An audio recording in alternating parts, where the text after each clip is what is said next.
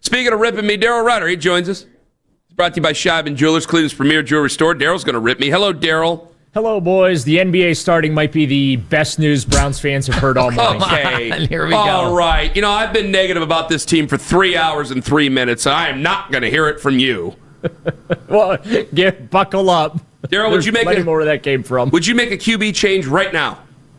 No.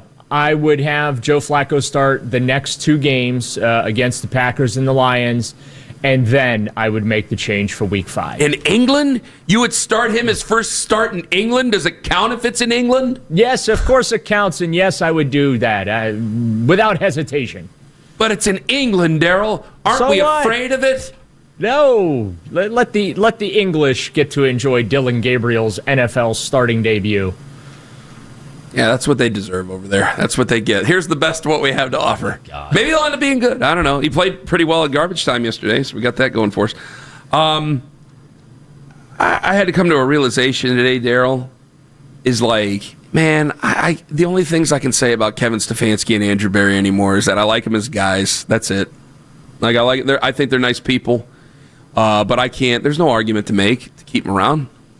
There's no argument. I got no leadership. It's been 6 years, more of the same.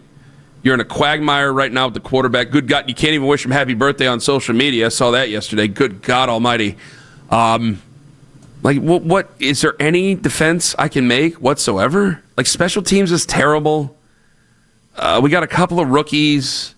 Our pets' heads are falling off. What do you got, Daryl? I wish I could cheer you up this morning, Ken, but I don't have a whole heck of a lot. Look, you're right. Special teams is a disaster under Beba Ventrone. The whole reason they brought him in and made him associate head coach and special teams coordinator, replacing Mike Prefer, was to improve that unit. It's as bad, if not worse, than when Prefer's here. They can't kick. They don't return kicks. They now get punts blocked. The only thing they do well is punt well. I will give them the credit of Corey Bojorquez is an outstanding punter. They punt the football very well. As long as he's not hurt, because they got the punt blocked and he almost got his leg taken off. Yeah, but the special teams unit does absolutely nothing well.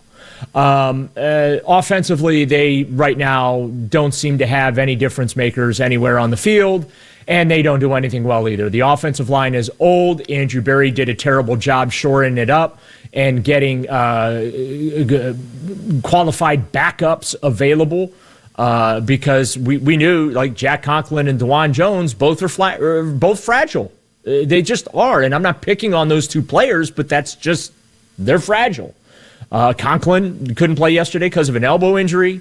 DeJuan Jones, I guess, had to be taken in and out of the game because it was too hot to play. Not enough shade in that stadium. Yeah, I mean, I'm not going to say anything about that. I'm sensitive to that just because of the whole thing. You got to stop it, Tone, with the shade thing.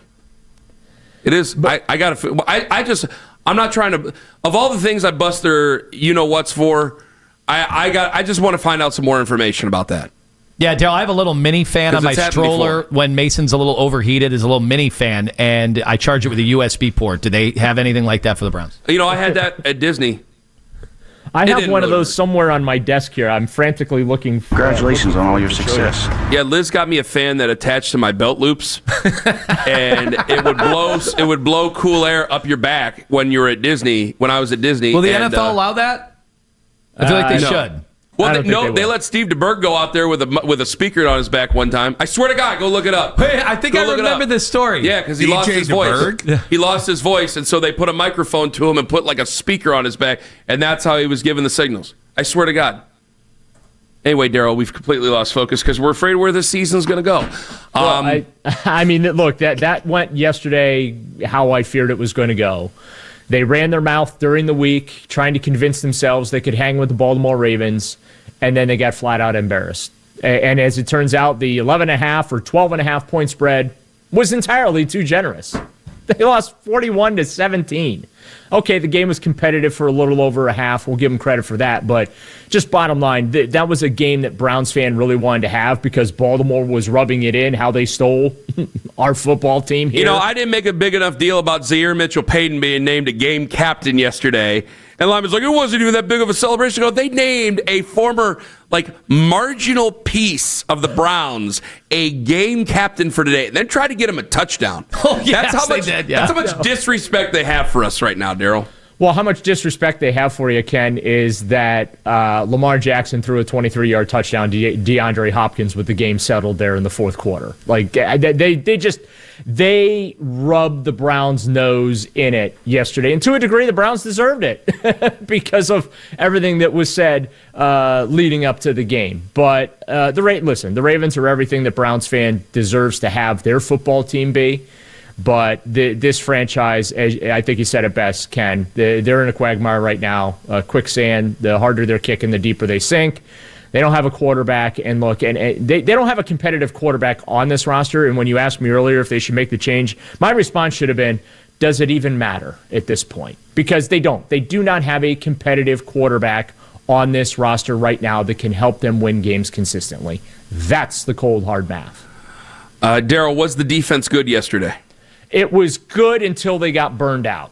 Like, they started great, but again, this is what I'm telling you is going to happen to them this year. As long as the offense is inept and incapable of sustaining anything and putting points on the board, and that defense is going to have to keep going out there over and over and over again, this is what's going to happen. They're going to get worn down in the second half, and teams are going to pull away. That's just a reality, Ken. So, yes, they were good for a while until I think they got tired.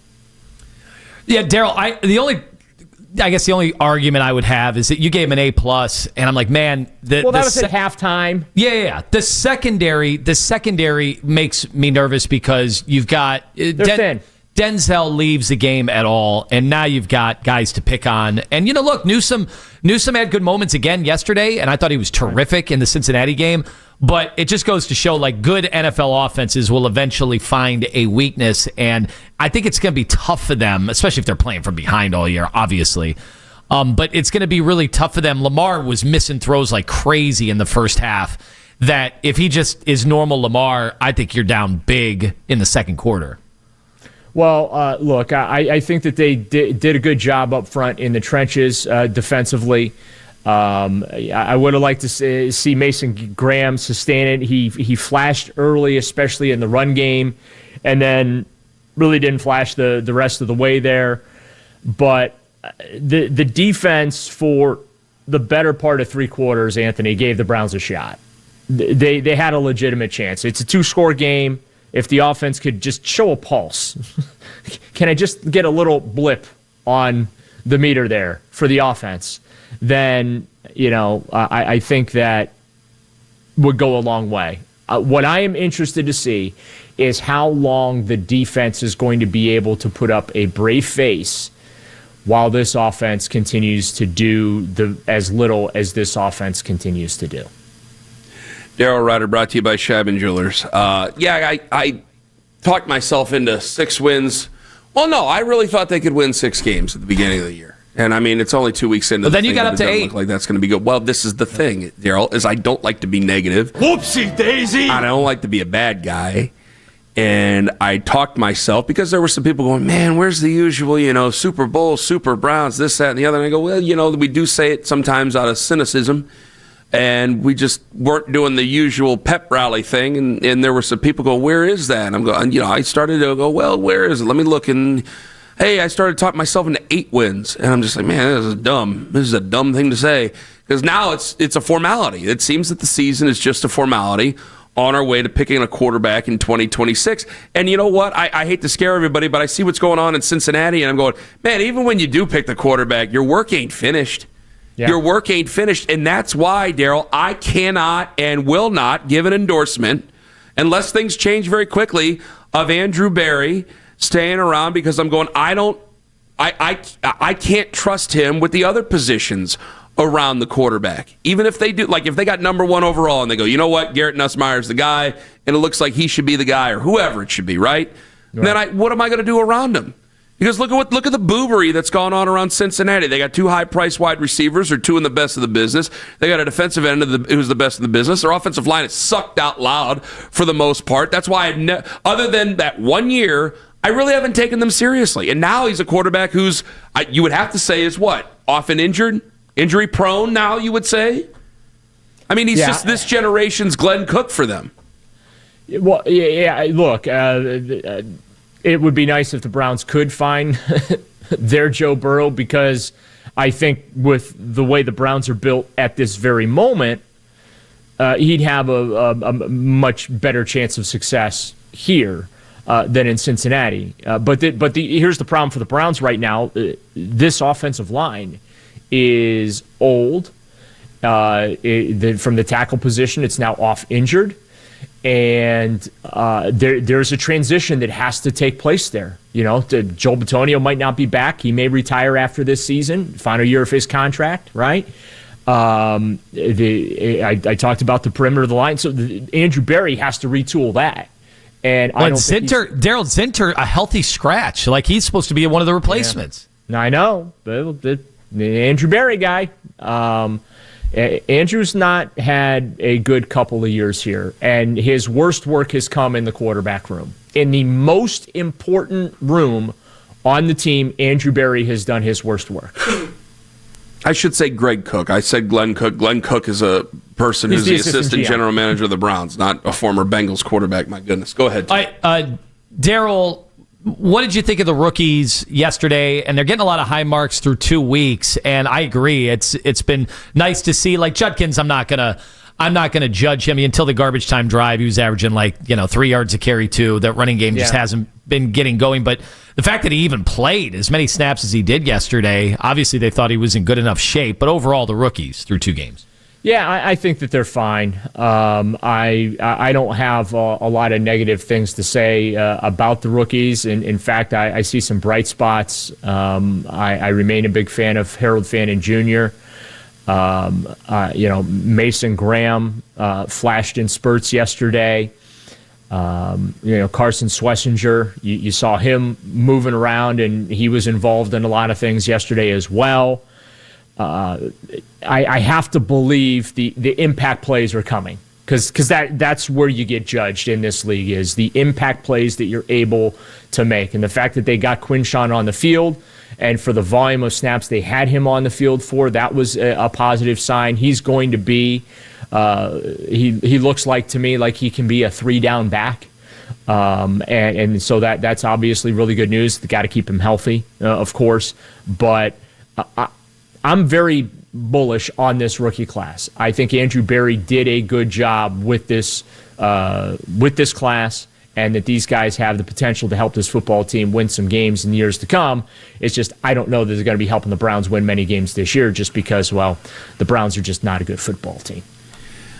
Daryl, I want to ask you real quick, because I had a tweet about the running back room and the wide receiver room, and people did not like that at all. Wide receivers, on the broadcast, Ross Tucker said they just weren't getting open the entire game. And well, that's part of the problem when your offensive line is beat up and they're old, and Joe Flacco is old and doesn't have a lot of mobility to him on a consistent basis, right? Can't extend plays, can't buy additional time for these receivers to get open. Guess what that usually equals? It equals a lot of negative plays, and that's what happened yesterday. I mean, they kept pausing, and you see it's like, well, where's Joe supposed to go with the ball when there's a body on a receiver everywhere you look? So, again, they don't have, as much as I like Jerry Jeudy, he's not a number 1 wide receiver. He's a number 2.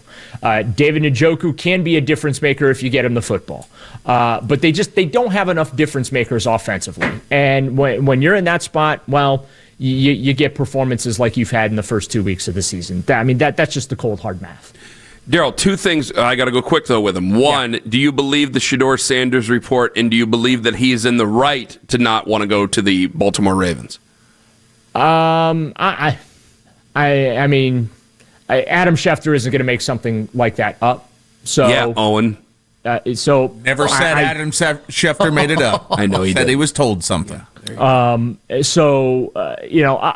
know if it's true, and at this point, I don't know that it even matters. The fact that he answered reporters' questions, that's not a press conference, by the way, Lima. If a reporter or two walks up to a locker to ask, that's not a press conference. He didn't come to the podium and answer questions, okay? Thank you. That's not what happened yesterday. But at this point, Ken, I think it's all... we could do this with all 32 teams, or, when it comes to Shedeur Sanders. And at this point, it's inconsequential. He's here. He's, I don't know, here for decoration. And I don't know, we'll probably see him in week 17 or 18 against the Cincinnati Bengals to mop up what is going to be a long season. Will that be before or after Deshaun Watson plays? I do think we're going to see Deshaun Watson at some point. I think we will, Kenny. I think we will, too. I think we're going to see him at some point. They're going to have to make the decision. I mean, the videos are going up on a daily basis, and the inspirational of the long road traveled and this, that, and the other. No. I think at some point the Browns going to have to make a decision here in Week 5 as to whether or not they we're going to activate him. No. Setbacks pave the way for comebacks. Daryl, is Baker must-watch TV tonight? Oh yeah. Oh, I'm going to be glued to my TV. Lima wanted me to ask you that. And I'm rooting for him to throw for 300 yards and win the game. What's your problem? I actually cannot wait to watch him tonight. He's taking on Houston. I don't like Houston. Oh, I'm in a tough spot there. Yeah, what the hell? All right, Daryl. You don't want Baker to do well, Ken? I know what you're doing. I just asked the question. No, because Keith will come flying down the hallway. Cut that and put that on the internet. Make Ken look like a jerk. Okay. Thank you very much for the time, Daryl. Have a great week, guys. Talk to you Friday. You too, Daryl Ruiter, joining us on the fan hotline. Yeah, I guess I want to be Houston. And I it's like brought to you Houston. by Shavin Jewelers, Cleveland's premier. Oh, yeah, it's brought to you by Shavin Jewelers, Cleveland's premier jewelry store.